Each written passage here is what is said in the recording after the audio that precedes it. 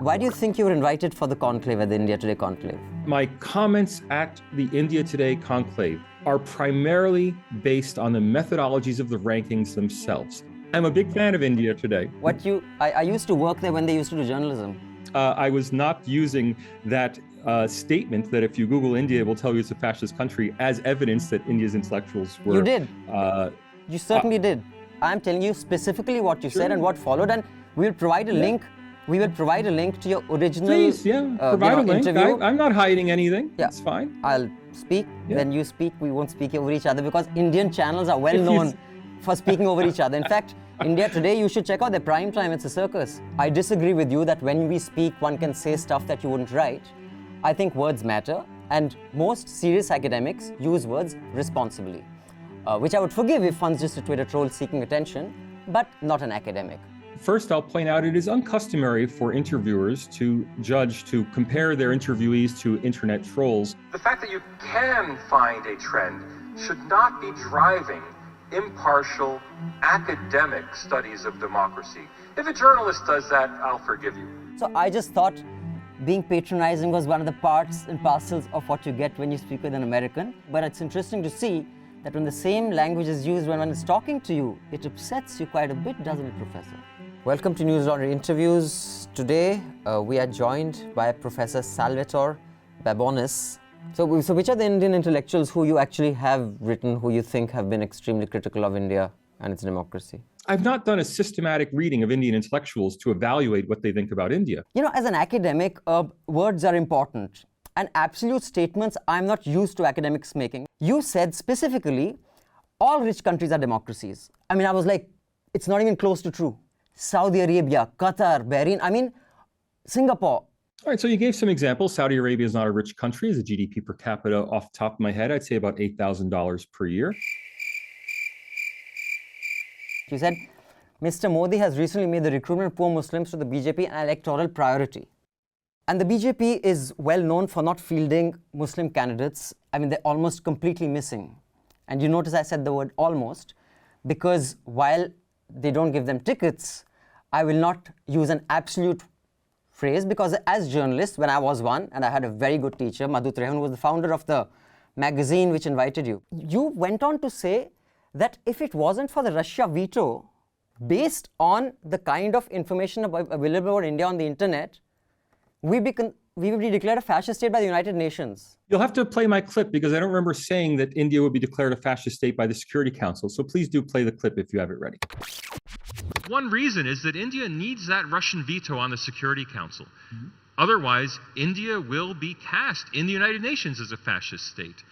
So first, I apologize. I was wrong about my own memory. We don't always remember things properly that we've said. No, I do not literally, I emphasize the word literally, I do not think it is literally true that the UN would cast India as a fascist state. I don't think anyone speaks in an interview with a series of literally true statements. Well, I disagree, but that's fine. That's irrelevant. I want to say factually true, yes.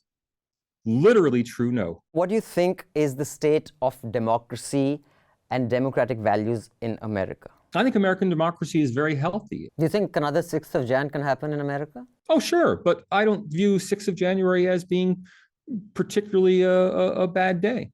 Right, I figured. I saw on your Twitter, I mean, you posted 2 Tucker Carlson I'm a big fan of Tucker. So you think he's a fantastic journalist? Okay journalist? Mediocre? No, I think he's a very entertaining analyst who presents important information that is often buried in the media. And you have anything to say about the anti-Semitic statements on his show? I don't watch his show every day because I only get the YouTube clips. I don't subscribe to Fox News here. I certainly don't condone anti-Semitism by anybody. You, during that same interview, you had said that it is, you know, when you go on international platforms, especially Indian intellectuals, and you said it is their dharma. I think dharma is the word you use, that is their reason for existing, that they are going to be critical, and that's fine.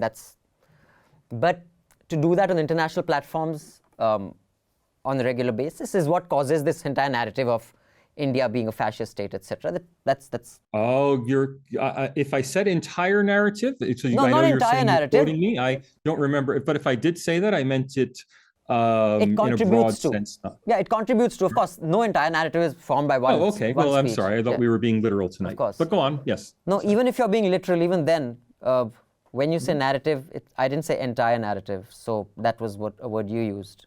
However, no, you just said entire narrative, and that's why I wanted to make sure. If I said entire narrative, it was not meant as a literally true statement. Sure. But I don't know if I said it or not. That's fine, but that's not even the point. I think you're digressing. I never know. So yeah. Yeah. Sure. Your pronouncements of being polite are somewhat insincere. However, that's fine by me. I think I started out as the polite one. You said that's all right. We can fight over this. I don't mind. I think you were the one who introduced. I'm a lover, not a fighter. But well, so you say, but you introduced several. I'm going to try to trap you in saying something. And, oh dear, are we going there again? Can I just ask my question instead of you just being so upset? Yeah.